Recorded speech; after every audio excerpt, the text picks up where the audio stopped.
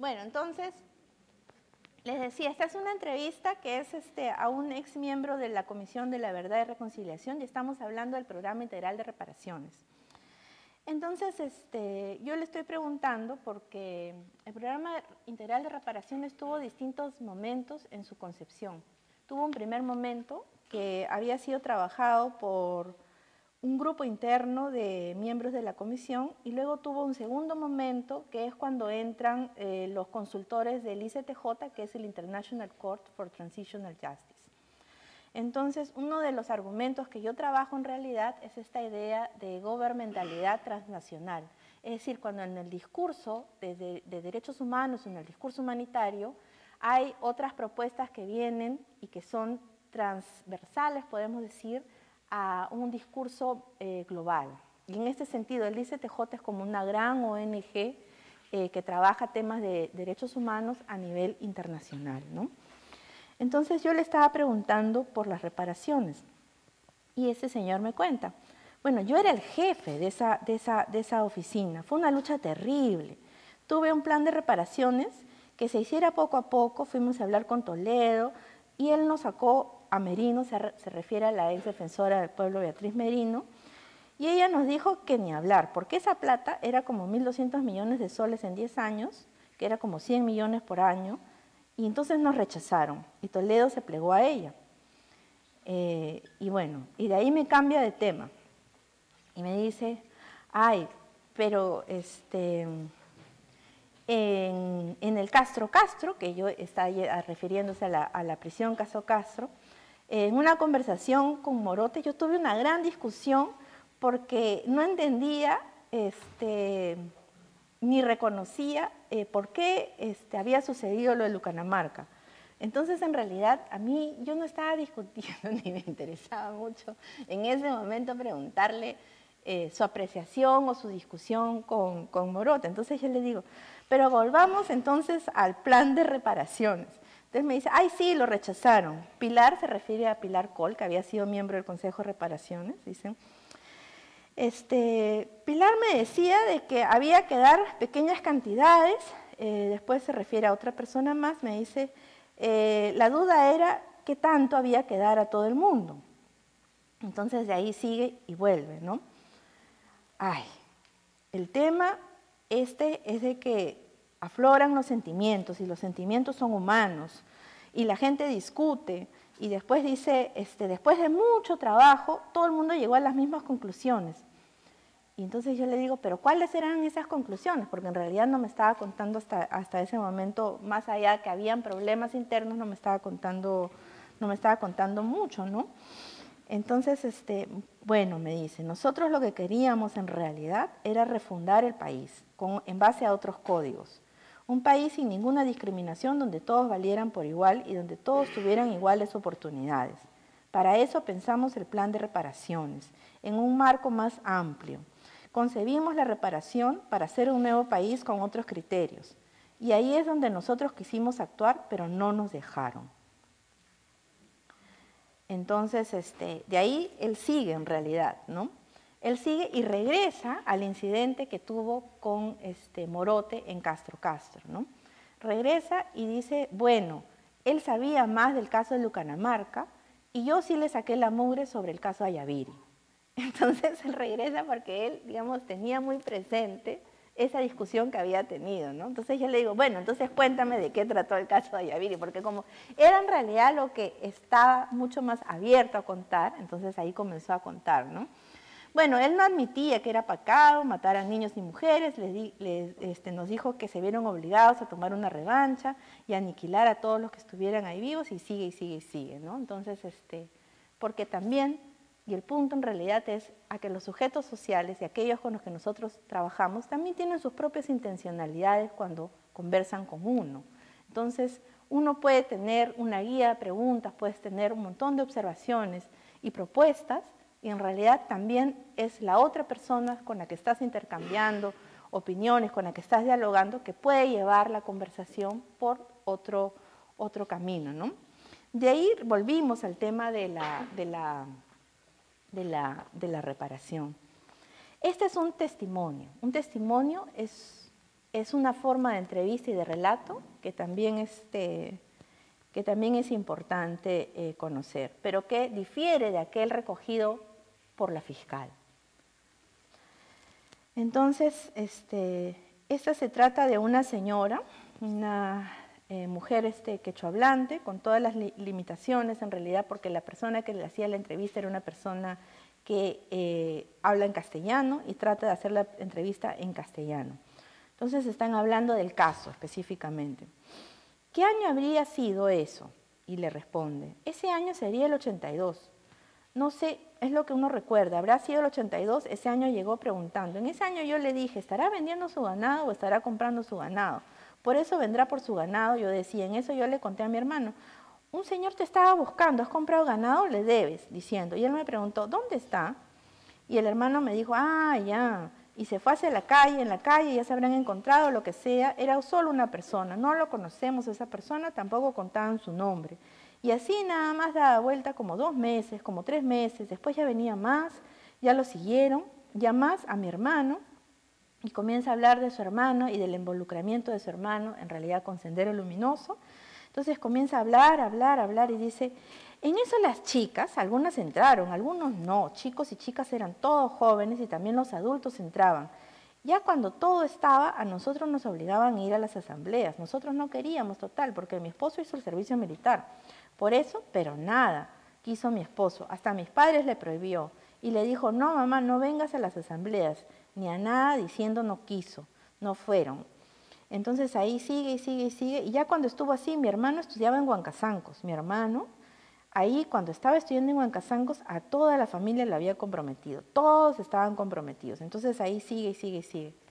Y yo lo que quiero en realidad es señalar de que en la entrevista a la fiscal, en su recojo de testimonios, ella está buscando una narración que es secuencial y lineal, evento detrás de un evento, detrás de un evento. Está buscando la fecha exacta, está buscando el momento exacto.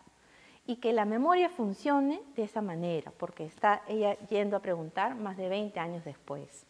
En una narración de testimonio, en realidad, lo que les he leído refiere al caso de Lucanamarca, recogido por la Comisión de la Verdad, donde además el equipo de investigación de la CBR esperaba a que la gente vaya a ellos a brindar su testimonio. Los testimonios eran mucho más espontáneos, libres. Y hay muchas injerencias, vocablos que no se entienden en realidad, y la narración es un ir y venir, así como funciona la memoria, si quieren, que va para atrás para regresar hacia adelante, hacia el presente. Entonces se articula y se va concatenando y va concatenando eventos. Y en realidad las fechas tampoco quedan tan claramente definidas, quedan definidos los momentos y muchas veces estos momentos se expresan y se definen en relación a otros acontecimientos que se han dado a lo largo o en ese periodo en la comunidad. Sea que hubo, el Santiago de Lucanamarca es una comunidad de pastores que hay en una zona muy alta, entonces el comercio de ganado y el ganado es como su medio de subsistencia más importante. Entonces lo están asociando y está asociando, en este caso la señora en pensión a Huancahuari, asocia el periodo de ingreso de Sendero Luminoso con un periodo en el cual están llegando la gente a comprar ganado a la comunidad. Entonces estamos hablando que no va a ser época de lluvia, sino va a ser época más bien de seca, que tiene que haber correspondido en los periodos que van desde junio, julio, agosto, septiembre más o menos, que tienen que haber ingresado y deben haber estado buscando o deben haber llegado preguntando por ganado. Entonces ella lo está asociando con otro hecho que es relacionado a la vida de la comunidad. En el otro caso que les menciono del ex miembro de la Comisión de la Verdad, ahí se nota mucho en realidad también la intencionalidad que tiene el propio sujeto cuando brinda digamos, cuando está conversando con uno o cuando está brindando, si quieren, una entrevista, ¿no? El sujeto social nunca es un sujeto pasivo, nunca es un sujeto que no va a actuar en realidad, ¿no? Y mucho de lo que narra y de la forma como la narra denota también una propia intencionalidad. Y ahí es donde quizás uno, si tienes una guía de preguntas que te puede servir como pauta, tú puedes volver, digamos, a repreguntar y tratar de regresar al caso que te interesa, como ir ordenando, ¿no? Como ir armando. En mi caso a mí me interesaba lo que había sido el diseño de este primer programa que hubo, de este borrador de programa que hubo sobre reparaciones. Pero él, más que hablar de eso, le interesaba más bien contar cómo es que se había enfrentado con el número 2 de Sendero Luminoso sobre el caso Lucanamarca, ¿no? Entonces ese es otro punto. El otro ejemplo que quería traerles era en verdad mi propio libro de retablos, y es de que si bien para nosotros las entrevistas son sumamente importantes, las entrevistas es lo que como antropólogos nos da los materiales, nos dan los datos, ¿no es así?, para poder ir armando nuestros análisis sociales. Aquello que nosotros recogemos de primera voz de los sujetos sociales, nosotros lo sistematizamos, lo procesamos y lo convertimos en dato cualitativo. Entonces, esos datos cualitativos son los que nos ayudan a construir, si quieren, la etnografía como producto, es decir, como un texto. Ahora, estos textos pueden ser textos escritos, ¿no?, como va a ser este libro de retablos, o pueden ser textos también audiovisuales en formato documental. No traje ahora ningún ejemplo, ¿verdad? A pesar de enseñar en la maestría en antropología visual, no traje ningún ejemplo visual. Pueden tener plataformas, páginas web, blogs, qué sé yo. Los recursos ahora de información y de tecnología son vastos y se utilizan de formas muy diversas y creativas, ¿no? Incluso las etnografías como productos pueden llevar, en el caso, por ejemplo, hay una alumna de la maestría en antropología visual, Mercedes Figueroa, que hizo su tesis con álbumes de fotos, ¿no? Entonces ella construyó álbumes de fotos familiares a partir de lo que fue el caso Cantuta y el caso Barrios Altos, ¿no?, con los familiares de estos casos. Pero bueno, la transformación en realidad del dato, es decir, de lo que es el dato crudo en una entrevista al dato pulido, puede ser, o de análisis en una etnografía como texto, es un proceso largo, es un proceso que muchas veces además uno va a combinar, es decir, vas a construir toda tu información y vas a combinar aquello que te queda como relato y tú puedes incluir en lo que va a ser una descripción específica de un tema. En mi caso, por ejemplo, en el texto de retablos, yo no cito textualmente a todas las personas con las que trabajé cuando voy narrando la técnica de hacer retablos. Por ejemplo, la técnica de hacer retablos, que la recojo, la describo y la trabajo, lo voy armando en base a todas las entrevistas que hice con los artistas que trabajé. Sin embargo, cuando puntualizo sobre algún retablo específico, en este caso es el retablo Masa de Dilberto Jiménez, que es inspirado en el poema de César Vallejo.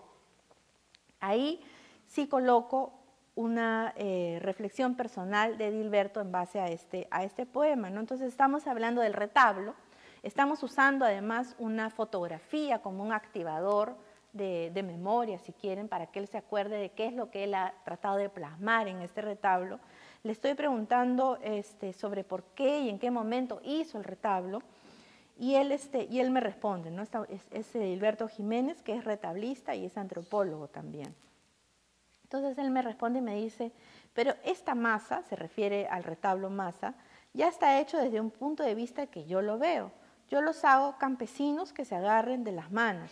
Desde el cadáver vienen, al final de una fiesta hay una arasjasja donde todo el mundo se agarra, y esa es la arasjasja, que es como una ronda en realidad. Pero las personas son de los 5 continentes, está el peruano, el africano, el americano, el asiático. Al medio de la redondela viene el muerto, ya con la antorcha que se pone. No sé si se acuerdan del poema Masa. El poema Masa de Vallejo es un poema en el cual habla de un combatiente, de un muerto que reclama la humanidad. Y es por la humanidad de las personas que el cadáver vuelve a la vida, ¿no es así? Entonces hay una parte donde dice, se le acercaron dos y repitieron, no nos dejes, valor, vuelve a la vida, pero el cadáver, ay, siguió muriendo. Acudieron a él 20, 100.000, 15.000, clamando tanto amor y no podría hacer nada contra la muerte. Pero el cadáver, ay, siguió muriendo. Le rodearon millones de individuos con un ruego común, quédate, hermano, pero el cadáver siguió muriendo. Entonces todos los hombres de la tierra le rodearon, les vio el cadáver triste, emocionado, incorporóse lentamente, abrazó el primer hombre, echóse a andar. Entonces el cadáver sale, ¿no es así? ¿Y qué es lo que dice Edilberto? Entonces Edilberto está hablando de su representación en realidad del poema en el retablo. Dice, al medio de la redondela viene el muerto ya con la marcha que se pone. Son los ángeles de la victoria, están tocando sus cornetas, pero están acompañados con el río. Y en realidad el retablo tiene tonos, se caracteriza Edilberto además por haber pintado la parte de atrás del fondo, tiene tonos rojos, atrás está un perfil de César Vallejo, el río de sangre del que nos habla Arguedas también y que cruzan los muertos para ir al otro lado, es el río que Edilberto ha colocado acá abajo. Entonces está hablando de este río, ¿no? Para mí era fundamental el río, aquel río que se viene, aquel río de sangre. Ese es un poco el desastre y la situación de la violencia, de las muertes, de tantas batallas. En sí, todas las batallas, la corrupción, los del poder que llegan a terminar en una batalla. Después viene un cadáver, al fondo aparece Vallejo, ahí está Vallejo, se refiere al perfil que él ha pintado atrás. El sol es la antorcha, o lo veo como una antorcha de sol. Son dos soles, aquí hay un sol, aquí hay otro sol, sol de la muerte, sol del amanecer, sol del mediodía. Después son los tres soles que he hecho, un poco con la vida, por eso viene el agua al río, al menos un poco de esperanza también. Yo quería en realidad en esta mañana compartir un poco desde mi propia experiencia personal de trabajadora de campo, de antropóloga, distintos ejemplos de entrevistas, ¿no? Para nosotros hacer trabajo de campo es estar ahí.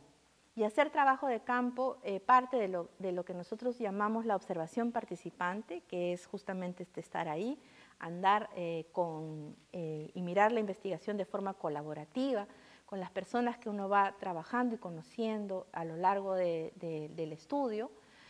Y el estar ahí, muchas veces, o para describir el estar ahí, usamos la conversación, el diálogo como forma de interacción y como forma además de recojo de información, ¿no?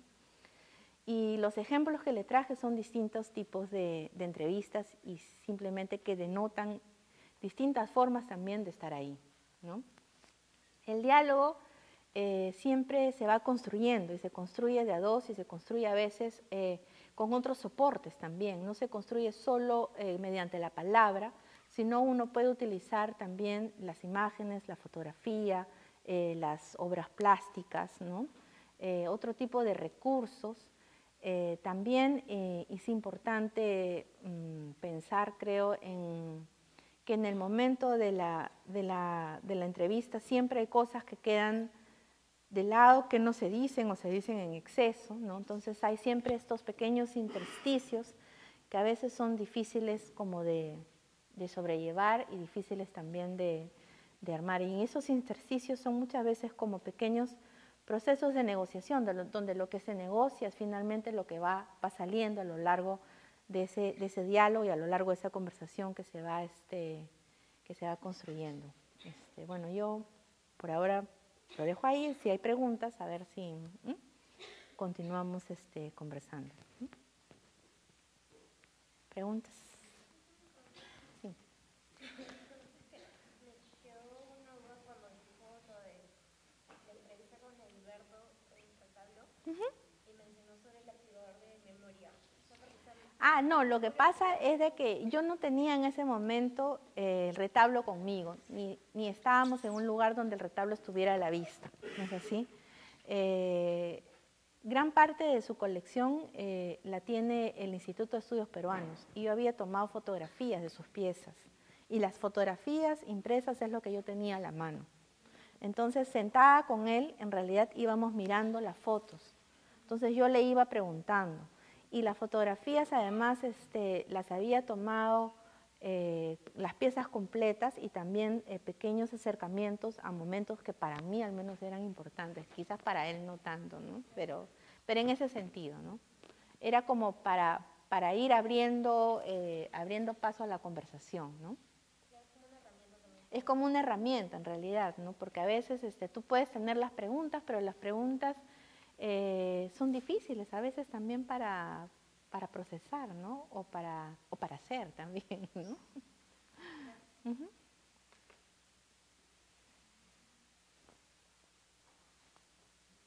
Carlita. ¿Mm? Sucede mucho que está presente en la cabeza de los no iniciados el modelo de la entrevista del periodista acusador. Ah, claro. ¿No? Y tiende a confundirse. ¿Cómo ves eso? ¿Cómo tienes un comentario sobre eso? Bueno, para mí en realidad, yo nunca había acompañado a una fiscal a recoger testimonios, ¿no? Lo más cercano a una pregunta tipo periodista, para mí ha sido la experiencia con el fiscal, ¿no? Con la fiscal, mejor dicho, ¿no? O sea, el periodista, según lo veo, tiende a ser incisivo, ¿no? Desde el trabajo del científico social, a nosotros nos interesa que salga lo que venga, en realidad, ¿no? O sea, un poco abrir la puerta a ver más bien qué es lo que sale, ¿no? Porque a veces pueden haber hechos que uno asume como importantes y que sin embargo para la gente o para la localidad no lo es, entonces no son mencionados, ¿no? Recuerdo, por ejemplo, este año conversé con el presidente de nuevo de la comunidad de Lucanamarca, que me contó con lujo de detalles. El año pasado había estado Ollanta Humala entregando cheques gigantescos de las reparaciones económicas colectivas en Lucanamarca, ¿no? Entonces me contó cómo había llegado en helicóptero, dónde aterrizó el helicóptero, cómo instalaron toldos con todos los programas sociales en el estadio, cómo vino la ministra Trivelli. Me contó un montón de lujos de detalles, digamos, del hecho, muy descriptivo, ¿no? Sin embargo, para mí lo más importante, esa era mi opinión, lo más importante de ese hecho era que el gobierno anunciaba que había un incremento en el presupuesto de la reparación, que se pasaba a más de 100 millones de soles. Eso no me mencionó el presidente de la comunidad. Lo que fue, digamos, en mi opinión, el mensaje más importante, que era cómo se había incrementado el presupuesto, para él no era lo importante para él era cómo es que había llegado el presidente con toda esta delegación desde Lima y habían instalado los toldos con información de los programas sociales y habían dado atención médica gratuita. Eso era lo relevante de la situación. Entonces, yo creo que es ahí un trabajo distinto. Tampoco,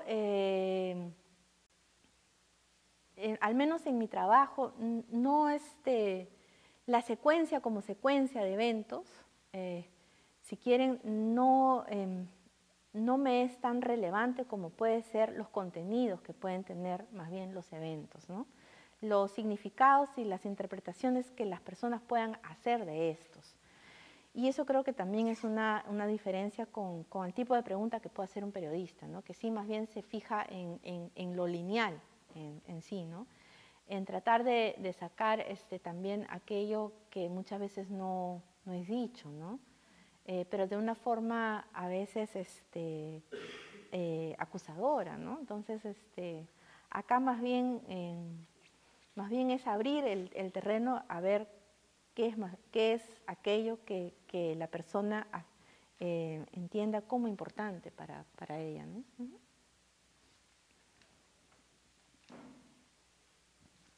Buenas. ¿Sí? Ah, ya. Uh-huh. Bueno, tenía una pregunta nada más sobre, siguiendo más o menos lo que acabas de explicar, vemos que, también por las entrevistas que has presentado, vemos que en muchos momentos había desviaciones de lo que aparentemente era nuestro tema central de estudio. Ah, claro. Entonces, sí. partiendo de eso, cómo no perder el sentido de la investigación o la objetividad de la investigación, esa dirección, cuando en aras de obtener más, o sea, damos rienda suelta a que nuestro objeto de estudio presente más variaciones que de costumbre, que me El parece sujeto, genial. el sujeto. Pero, bueno, sujeto de estudio, en este caso, porque no son objetos. Pero, ¿cómo podemos enfocarnos de esa manera, que me parece genial, sin tener que perder El hilo no quiero decir conductor. el control, porque no estamos dominando nada, sino sin perder la dirección? Bueno, por eso es que una buena guía de preguntas y además tú como instrumento desarrollas y aprendes en realidad en el campo también a volver, ¿no? Volver a jalar, ¿no? O sea, te pueden llevar por otro camino, pero tú regresas, ¿no? Y regresas repreguntando muchas veces, ¿no? Tienes que aprender de un lado, así como colegio, cuando con esas enseñanzas memorísticas, a grabarte de memoria las preguntas que vas a hacer y a grabarte qué es lo que a ti te interesa en realidad saber y aprender con la persona con la que estás conversando y volver a repreguntar, ¿no? Es decir, te puede llevar por otros lados, pero tú tienes también que desarrollar la habilidad de volver a jalar la conversación hacia aquello que a ti sea de tu interés, ¿no? Por eso digo, los sujetos no son seres pasivos, nadie es pasivo en realidad, ¿no? Todo el mundo va a tener su propia intencionalidad en decir aquello que resulte, no sé si a veces más conveniente, mejor, más pulido, etcétera, ¿no? Trabajar, en mi caso, lo puedo decir, trabajar con víctimas del conflicto armado interno, que muchas de ellas han dado testimonios en los últimos 10 años en repetidas oportunidades, tanto al Estado, a periodistas, a otros investigadores, te lleva también a pensar que hay discursos que son pulidos, ¿no es así? Es decir, que hay narraciones que ya comienzan como a tener una lógica y una coherencia propia. Entonces, ¿cómo sales de esos discursos pulidos o de esas lógicas propias, ¿no? Ese es justamente el reto también, ¿no? del investigador, ¿no? Uh-huh.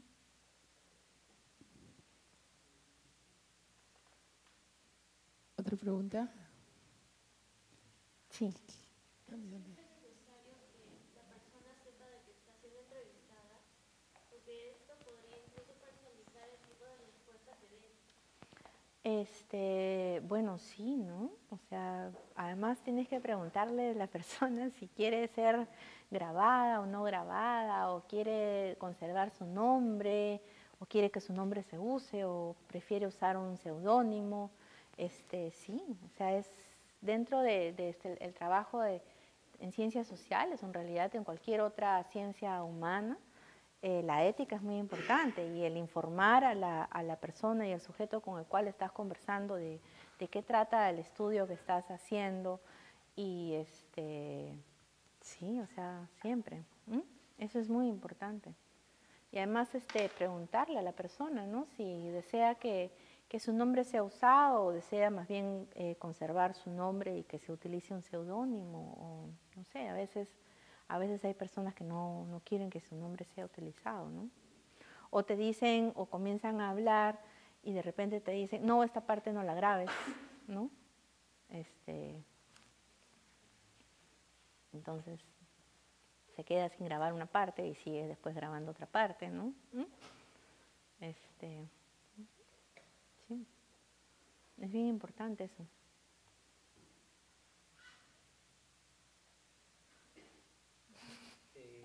¿Cómo sobre las respuestas más que sobre las preguntas? Si bien las preguntas pueden estar bien definidas y te recuerda la guía que están ahí y que tu objetivo es ese y no otro, respecto a las preguntas y la veracidad, ¿no? Porque a veces, sí, las personas se olvidan o nunca supieron bien en realidad si pasó así o si pasó. O sea, si tú tienes en la mano datos, ¿no? Un informe que te dice exactamente cuál fue el año. Aquel año probablemente no es tan importante si fue el 83 o 84, pero bueno, no tienes data, ¿no? Cosas prácticas. ¿Cuándo decides que le recuerdas al entrevistado, ¿no? Y sobre esto, o en qué situación se acepta más que no, uno, que no se acuerde, que no sepa, o que deliberadamente su agenda, como dijiste, te quiera llevar por otro lado, ¿no? 10 personas te han dicho una cosa y este otro te está diciendo... te está llevando al desvío y él sabe que te está llevando, ¿no? Claro. Entonces, ¿cómo controlar eso? Es delicado, ¿no? Bueno, ahí creo que hay varios puntos interesantes. Uno es en relación a la veracidad o a construir construir, si quieren, un relato veraz. Veraz en un sentido de que no estoy hablando de verdad, en realidad, estoy hablando de veracidad, es decir, con la construcción de un relato que tenga una coherencia y un sentido interno, ¿no? Y ahí triangular es bien importante, o sea, en realidad ahí es agarrar qué te dijo fulano, qué dijo mengano, qué dijo sultano, y tratar de ir armando algo que sea más sólido, ¿no? Y con respecto, sí, lo bueno, podemos decir, de un trabajo como el que vengo realizando, es que ya cuento con información documentada, ¿no? Y como cuento con información documentada, puedo citarla en algunas oportunidades, ¿no? Y puedo citarla y, a ver, en los últimos 2 años he buscado en repetidas oportunidades conversar con un señor en Lucanamarca, que nunca me ha querido, más allá de saludarme, qué sé yo, siempre me ha dejado plantada para conversar. Toda la vida me ha dejado plantada. Sin embargo, este año pasó una cosa interesante. Este año se conmemoraban los 30 años de la masacre, y a pesar de ser una masacre muy recordada desde Lima y desde la prensa, los políticos, qué sé yo, en realidad no había ningún miembro ni funcionario público, ni miembro del Estado, ni siquiera del gobierno regional de Ayacucho presente en la conmemoración en Lucanamarca. Entonces estábamos, Vera Lucía Ríos, que es mi asistente, y yo, y estaba el alcalde de Huancazancos, el párroco de Huancazancos y la gente de Lucanamarca y de otros anexos aledaños. Y me volví a encontrar con este señor, y ese señor me dijo, bueno, sí, pues, ¿no? Ahora ya podemos conversar.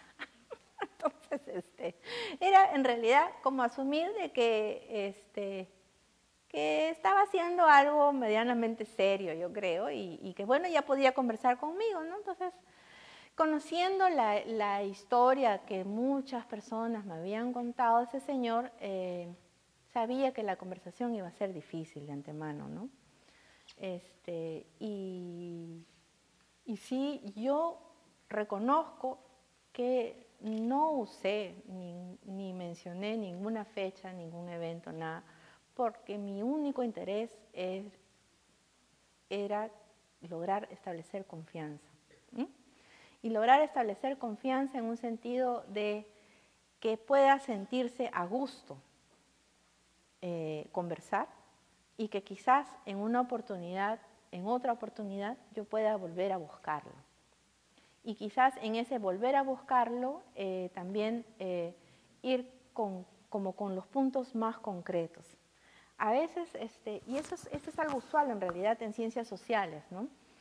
Es lo que Clifford Geertz hablaba y denominaba como rapport, ¿no? En el sentido de primero acercarte a los sujetos, establecer una suerte de una relación de confianza, y una vez construida esa relación de confianza, poder tener la posibilidad, sí, de precisar y ahondar en ciertos temas que sean de tu interés. Entonces, en esta ocasión, no. Y lo hice deliberadamente, si quieres, ¿no? En un sentido de, no, más importante me parece tener la conexión establecida y después ir con ya preguntas mucho más puntuales y, sí, y ver qué sale, ¿no? Sí.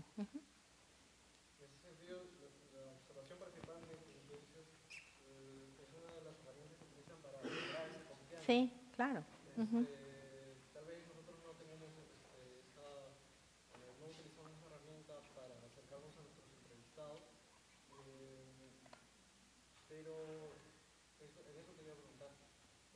¿Hay otros elementos para generar confianza, por ejemplo, que tú consideras importantes como el espacio o hay un tiempo dedicado para el entrevistado? Tal vez haces un seguimiento anterior al entrevistado, por ejemplo, antes de entrevistarlo, claro, le preguntas, porque sí, la entrevista a profundidad, o la entrevista que se realiza aquí, asume bastante tiempo, entonces haces anterior a eso un seguimiento a la entrevista, le dices qué momento del día podría ser más importante para él. Sí, o sea, eso sí hay, ¿ah? Yo he visto, por ejemplo,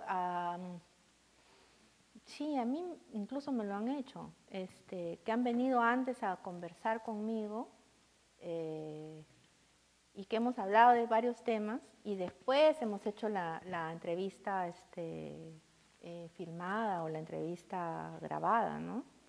Es decir, sí, hay periodistas que hacen eso, ¿no? Claudia Cisneros hace eso, por ejemplo, ¿no?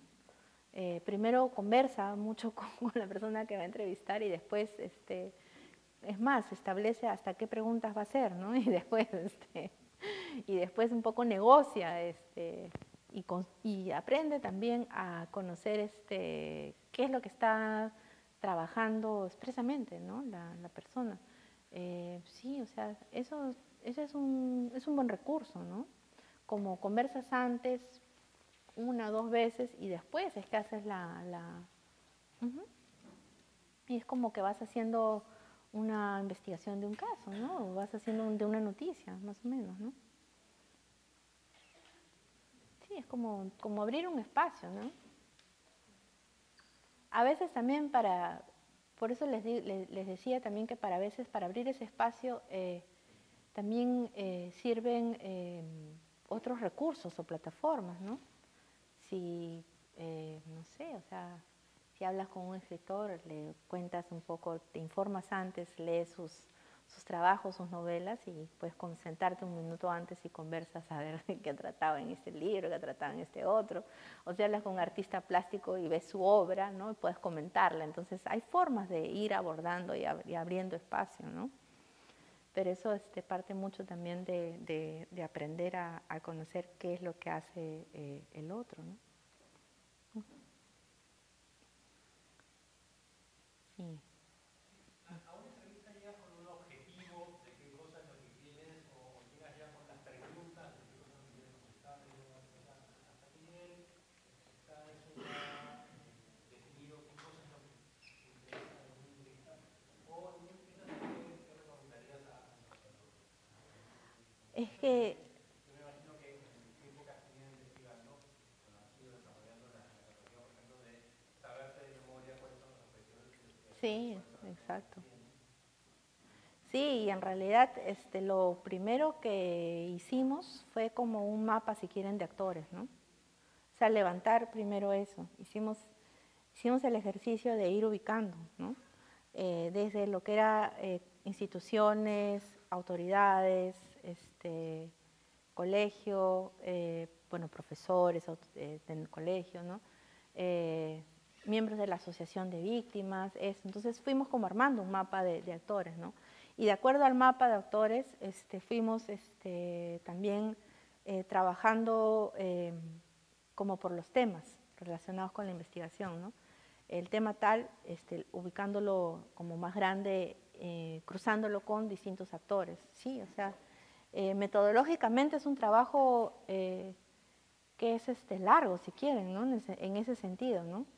Porque sí, o sea, lo primero fue armar en el terreno el mapa de actores y en base al mapa de actores, a los objetivos de la investigación, ir cruzando los temas o los grandes bloques de temas relacionados con la investigación con los sujetos que tú vas ubicando en este mapa de actores. En base a eso, ir aterrizando en realidad como por subtemas o áreas, ¿no? O sea, sí, metodológicamente es bien largo. Ahora, en realidad, como es un estudio también desde ciencias sociales, se nos permite un poco tener la flexibilidad y el tiempo, ¿no? Que es algo que a veces no se dispone. Si uno lo va a hacer en un tiempo mucho más corto, es más complicado, ¿no? Sí. Nos hablaste de la observación participante y la entrevista, ¿no? Y supongo que no hay una receta para decir en estas investigaciones usas la observación, en estas otras es mejor una entrevista a profundidad. Pero a propósito de lo que decías de los discursos pulidos, a veces como que en una investigación, supongo, vas con un objetivo y con ciertas técnicas y luego cambias en el camino.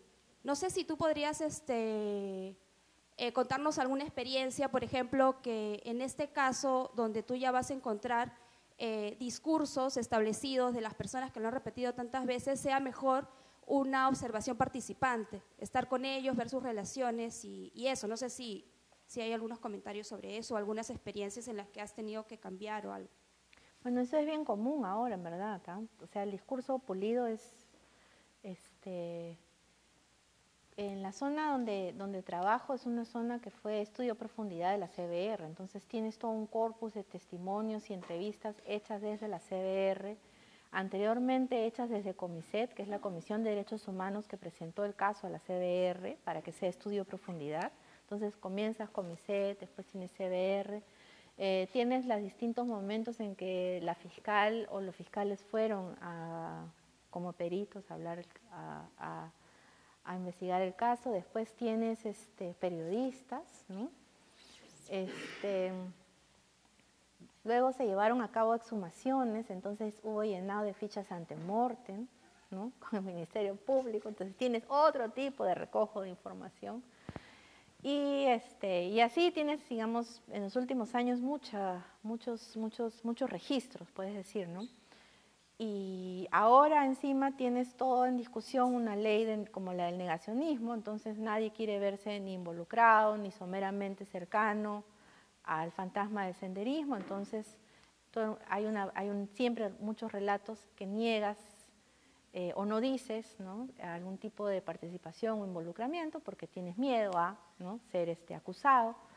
Entonces sí, digamos, las intencionalidades son muy políticas en lo que es la construcción de un discurso y de un relato y sí, sí encuentras respuestas muy limpias, puedes decir, ¿no? Entonces, ¿dónde encuentras la parte más, digamos, las zonas grises o la complejidad, si quieres, ¿no? En otros momentos. En otros momentos. En la celebración de los 30 años, por ejemplo, de Lucanamarca, fueron discursos dados por las autoridades, actividades culturales por los escolares, romería al cementerio, y ahí paró. Y tú puedes pensar de que era como un deber ser, puedes decir, ¿no? En el sentido de que había que hacerlo. Y después comenzaron a celebrar, ¿no? O sea, es decir, a recordar de otra forma, porque el recuerdo y la memoria no transcurre por los mismos canales que uno siempre los piensa, ¿no? Que uno piensa que va por el relato, uno piensa que va por, qué sé yo, la cuestión de decirlo, y a veces va por el cuerpo mismo, ¿no? El cuerpo que ya no soporta, y de repente cuando comenzó el almuerzo, después de la romería, y comenzó brindis por aquí, por allá, se armó otro tipo de espacio y otro tipo de compartir. Y otro tipo de compartir el dolor también, ¿no? Entonces, ahí, en realidad, si quieren, en ese momento desaparece y desapareció, en realidad, en gran parte, esas versiones más limpias, ¿no? Entonces,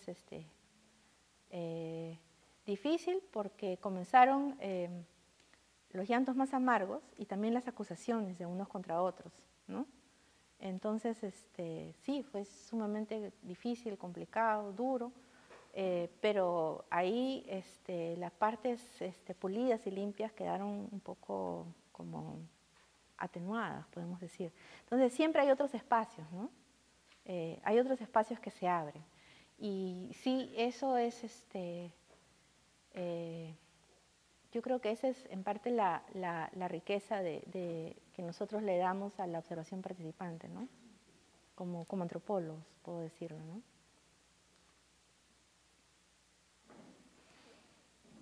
Sí, yo creo que después de esta, ya creo que es la última porque tengo que ir a una tesis. Una pregunta. ¿La entrevista tiene el mismo peso que una fuente bibliográfica? ¿Puede tener el mismo peso o puede tener más peso que una fuente bibliográfica? Uy, nosotros no catalogamos así la información, pero nosotros vamos construyendo el dato. Y el dato es el dato que sale de la entrevista, de la observación participante o de la fuente bibliográfica, ¿no? Es más, o sea, tú puedes usar el dato bibliográfico y el dato oral, ¿no? Yo creo que es como poner todo en un mismo espacio, ¿no? Si tienes el privilegio de conversar con las personas que hicieron ese relato, quizás sea más importante, ¿no? Pero en verdad sí, o sea, no, en mi caso no puedo. Hay entrevistas a las cuales les doy mucho más peso, quizás que fuentes escritas, ¿no? Pero en realidad todo se convierte en información, ¿no? La forma es como tú la vas utilizando y la vas usando en el análisis, ¿no? Sí. Sí, porque yo tengo que ir a una tesis. Martina tiene que ir a una presentación de tesis.